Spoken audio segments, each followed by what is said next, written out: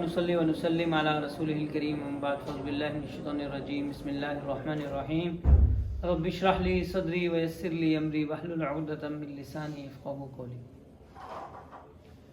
یہ آج دوسری پریزنٹیشن ہے اور اس کا موضوع ہے قرآن کریم میں جغرافیہ کو نظر انداز کیوں کیا گیا۔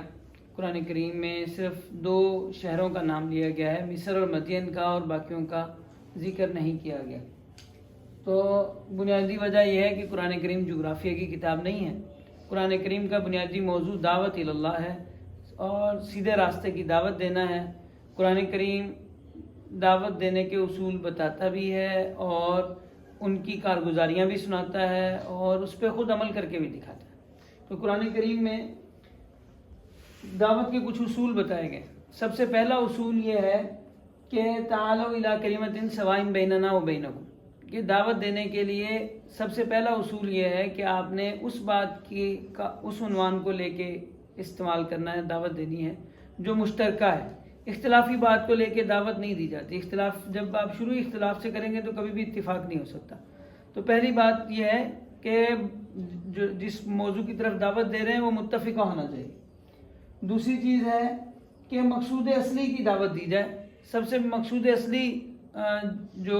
جس جگہ پہ قرآن کریم نازل ہوا، جن لوگوں میں قرآن نازل ہوا، سب سے بنیادی مقصد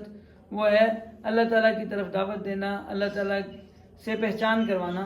تو واضح انداز میں دعوت دی گئی، یا قوم اعبدوا اللہ، اے قوم اللہ کی عبادت کرو۔ اور قرآن کریم کا اصول ہے کہ بات بالکل واضح 2 ٹوک انداز میں قرآن کریم بات کرتا ہے۔ کسی طرح کی بات کے اندر جھول نہیں ہوتا، کسی طرح کی بات کے اندر جو ہے وہ غیر واضح بات نہیں ہوتی، بالکل واضح انداز میں۔ انی رسول اللہ علیکم جمیعا، اے محبوب آپ فرما دیجئے میں تم سب کی طرف رسول بن کے آیا ہوں۔ تو بالکل واضح انداز میں قرآن کریم دعوت دیتا ہے۔ اور دعوت دینے کے لیے ایک اصول بتایا گیا کہ حکمت کے ساتھ دعوت دی جائے۔ تو حکمت کا مطلب یہ بھی ہے کہ لاجک استعمال کی جائے، اور یہ بھی ہے کہ لوگوں کے عقل کے لیول پہ بات کی جائے۔ لوگوں کا حدیث پاک میں بھی اس کی وضاحت ہے کہ لوگوں سے ان کے جو عقل کا درجہ ہے اس کے مطابق بات کرو۔ لوگوں سے ان کی عقل سے اوپر یا نیچے کی بات کرو گے ان کو سمجھ میں نہیں آئے گی۔ تو اللہ سبحانہ و تعالیٰ دعوت دے رہے ہیں ان کو، اہل کتاب کو، تو ارشاد فرما رہے ہیں یا قوم لم تحاجونی فی ابراہیم وما انزلت التوراۃ والانجیل الا من بعدی۔ اتنی بات آپ کو کیوں سمجھ میں نہیں آ رہی کہ تم کہہ رہے ہو کہ ابراہیم کے اوپر تورات فرض تھی، ابراہیم علیہ السلام نے تورات پہ عمل کرنا تھا، حالانکہ تورات اور انجیل تو بعد میں نازل ہوئی۔ بھلا ابراہیم پہ کیسے، حضرت ابراہیم علیہ السلام پہ جو تورات اور انجیل سے کئی صدیاں پہلے آئے ہیں، ان پہ کیسے تورات پہ عمل کرنا فرض ہو سکتا ہے؟ اور اسی طرح موعظہ حسنہ کے ساتھ دعوت دی جائے، اس کے لیے ارشاد فرمایا قول لین استعمال کریں، نرمی سے بات کریں۔ لا تسبوا الذین یدعون من دون اللہ، اور جو اللہ کے علاوہ کو پکارتے ہیں ان کے خداؤں کو بھی گالی نہ دی جائے، ایسی کوئی بات نہ کی جائے جس سے ان کے جذبات کو ٹھیس پہنچے۔ اور اسی طرح بہترین طریقے سے بات کی جائے، یا قوم لا یجرمنکم شقاقی ان یصیبکم مثل ما اصاب قوم نوح و قوم ہود و قوم صالح۔ ایسے طریقے سے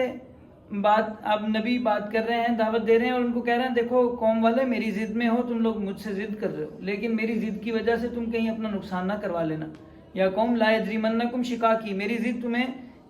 اس بات پہ نہ لے جائے کہ تمہیں ویسا نقصان ہو جائے جیسے پہلی قوموں کو ہوا۔ اور جزا و سزا کے ذریعے سے، ترغیب اور ترہیب کے ذریعے سے دعوت دی جائے۔ اب قرآن کریم جو ہے کلام ربانی ہے۔ اس کا سب سے پہلی دلیل تو آج کے دور میں جو میں نے کل سافٹ ویئرز بتائے تھے، جو ہے یہ سافٹ ویئرز کے ذریعے سے بہت سارے لوگ مسلمان ہو رہے ہیں۔ چیٹ جی پی ٹی کو استعمال کر کے جو ہے وہ پوچھتے ہیں اور ان کو بات سمجھ میں آتی ہے۔ اور کیونکہ یہ ایسے ہی ہے جیسا کہ قرآن کریم میں ہے وَشَهِدَ شَاهِدٌ مِّنْ أَهْلِهَا، یہ خود انہوں نے بنایا ہے نا۔ اگر یہ اللہ تعالیٰ کی شان ہے، اگر مسلمان ترقی کر کے اس مقام پہ پہنچے ہوتے، مسلمانوں نے یہ سافٹ ویئر بنائے ہوتے، چیٹ جی پی ٹی یا اسی طرح جو جغرافیہ کے سافٹ ویئرز ہیں، یہ سارے کے سارے اگر مسلمانوں نے بنائے ہوتے، اس کے بعد ان کو بات سمجھائے تھے، تو وہ کہتے ہیں کہ مسلمانوں نے بنایا، یہ خود ہی انہوں نے اپنی جو ہے سافٹ ویئر میں کہیں فیڈ کر لیا ہوگا اپنے فائدے کی بات، لیکن یہ خود انہوں نے بنائے ہیں۔ ان کو پتہ ہے کہ یہ بالکل جو ہے نیوٹرل ہیں، کسی سائڈ کے نہیں ہیں، اور اس کے باوجود وہ جب دلیل دے رہے ہیں تو یہ ایسے ہی ہے جب وہ بات مان رہے ہیں، اس بات کو تسلیم کر رہے ہیں کہ یہ کلام انسانی کلام نہیں ہے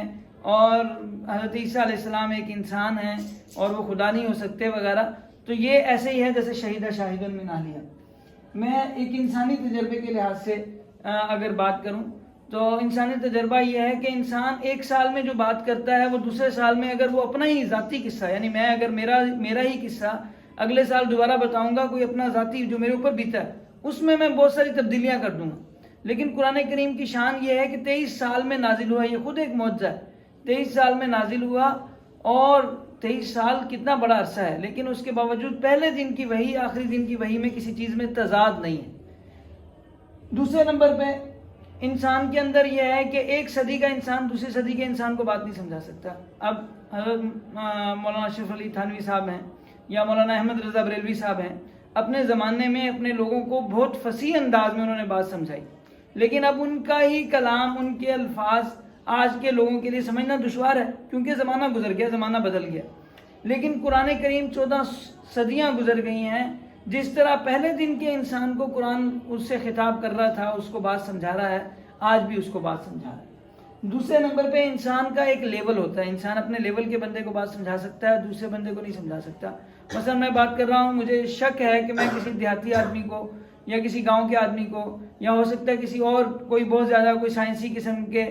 لیول کا بندہ ہو یا کوئی اور کسی طرح کا بندہ ہو، اس کو ہو سکتا ہے میں بات نہ سمجھا سکوں، کیونکہ انسان صرف ایک لمٹ میں ایک خاص جو ہے وہ طریقوں سے بات کرتا ہے۔ لیکن قرآن کریم کی یہ شان ہے کہ ایک ایسا دیہاتی جس نے کبھی ایک لفظ نہیں پڑھا اس کو بھی اپنی بات پوری سمجھاتا ہے، اس کی مثالوں سے سمجھاتا ہے،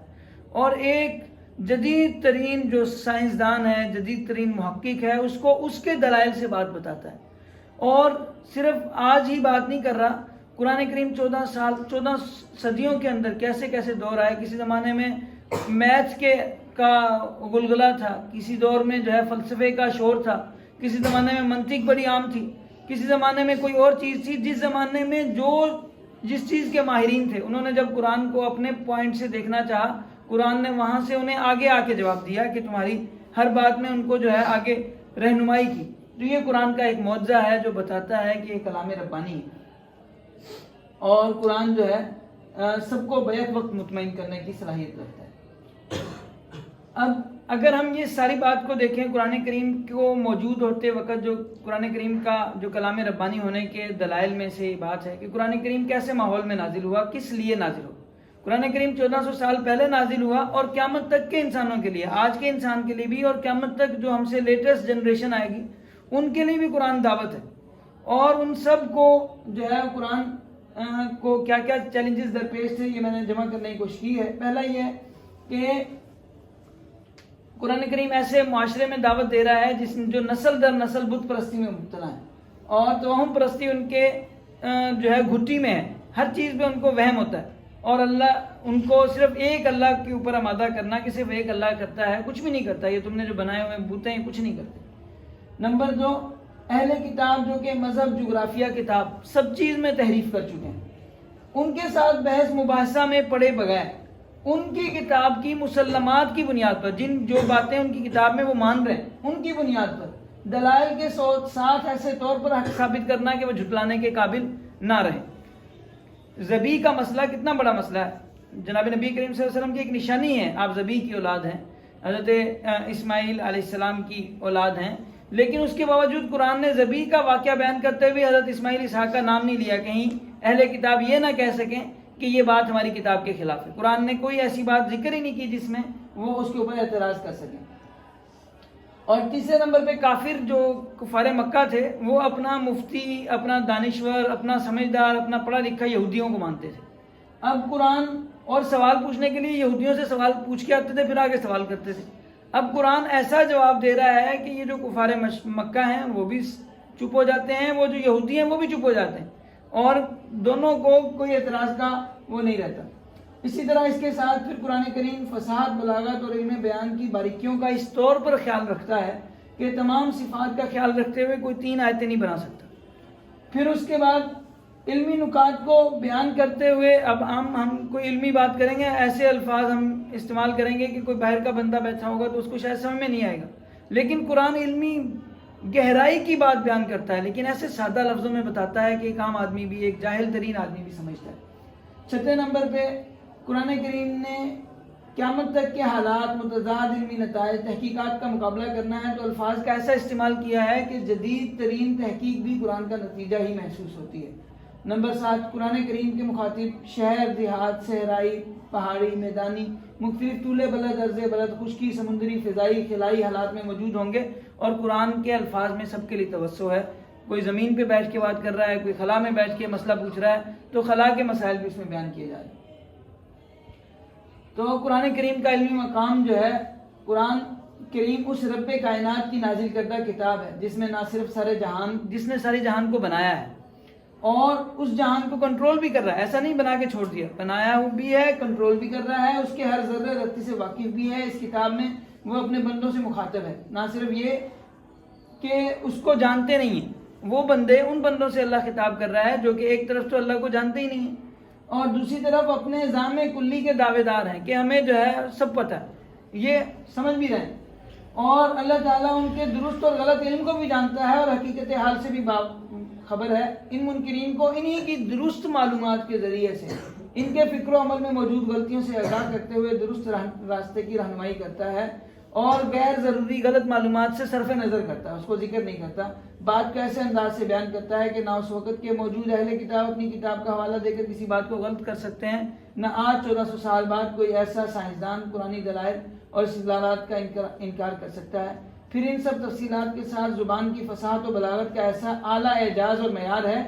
کہ نہ افصح العرب اس کا مثال پیش کر سکے اور نہ 1400 سال بعد آرٹیفیشل انٹیلیجنس اس کے معیار کا کلام لا سکتی ہے۔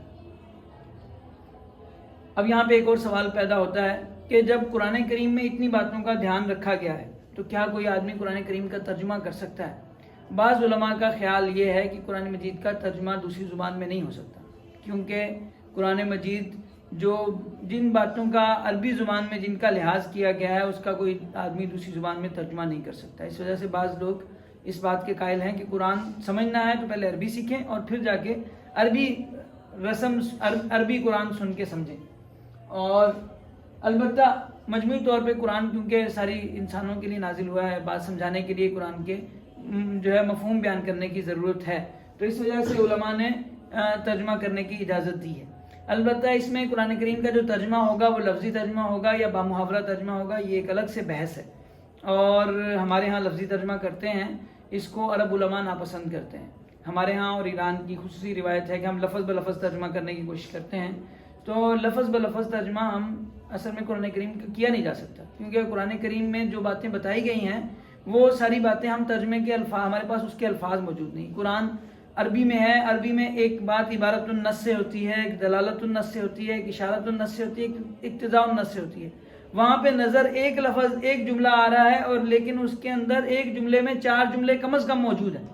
اور دوسری زبانوں کے اندر یہ ساری باتیں موجود نہیں ہیں۔ اس وجہ سے قرآن کریم کا لفظی ترجمہ نہیں ہو سکتا، البتہ سمجھانے کے لیے ایک مفہوم بیان کیا جا سکتا ہے۔ اس کے لیے مثلا بہت ساری چیزیں ہیں۔ اب بہت سارے جو منکرین ہوتے ہیں وہ کہتے ہیں یہ دیکھو قرآن جو ہے یہ کیا کرتے ہیں، جو کوئی سائنس میں معجزہ آتا ہے تو یہ مولوی کیا کرتے ہیں، بولتے ہیں بھائی یہ بھی قرآن میں موجود ہے، تو جو ہے ہر چیز کو قرآن میں ثابت کر دیتے ہیں۔ تو ایسا اصل میں قرآن میں تو سب کچھ موجود ہے، لیکن ہمارے جو ترجمے کے جو سابقہ الفاظ ہیں وہ کافی نہیں ہوتے۔ جیسے مثلا میں یاجوج ماجوج کی مثال دیتا ہوں کہ اللہ سبحانہ وتعالیٰ نے ان کے لیے جو لفظ استعمال کیا جہاں پہ ان کو بند کیا ہو بین الصدفین ہے، صدف کہتے ہیں سی پی کو۔ اب وہ صدف کس طرح کی سی پی ہے، کس جگہ پہ اللہ نے ان کو چھپایا ہوا ہے، وہ جب سامنے آئیں گے تبھی پتہ چلے گا۔ اس سے پہلے ہم کہیں پہاڑ کے اندر ہے یا ہم کہیں کسی زمین کے اندر ہے یا کسی پرت کے اندر ہے، یہ ساری باتیں ہمارے صرف ایک امکانی بات ہے، وہ تو اللہ جانتا ہے، یا یاجوج ماجوج جہاں پہ ہیں ان کو پتہ ہوگا ہم کہاں پہ ہیں، تو باقی لیکن جو اللہ نے بتایا وہ حق ہے، سچ ہے، ہمیں اس کا ترجمے کے لیے ہمارے پاس الفاظ موجود نہیں ہیں۔ تو اس وجہ سے جو عمومی طور پہ جو ہے علماء عرب کا اس پہ نقد ہے، ہمارے ہندوستان، پاکستان اور جو ایران کے لوگ ہیں ان کے اوپر، کہ آپ لوگوں کو ترجمے کو لفظی ترجمہ نہیں کہنا چاہیے، بلکہ کیا کہنا چاہیے کہ یہ مفہومی ترجمہ ہے، کہ ہم جو بھی ترجمہ کرتے ہیں قرآن کریم کا وہ در حقیقت مفہومی ترجمہ ہوتا ہے۔ اللہ تعالیٰ ہمیں قرآن کو سمجھنے کی، قرآن کو اپنی زندگی میں لانے کی اور قرآن سے روشنی حاصل کر کے پوری دنیا تک پہنچانے کی توفیق عطا فرمائے۔ السلام علیکم۔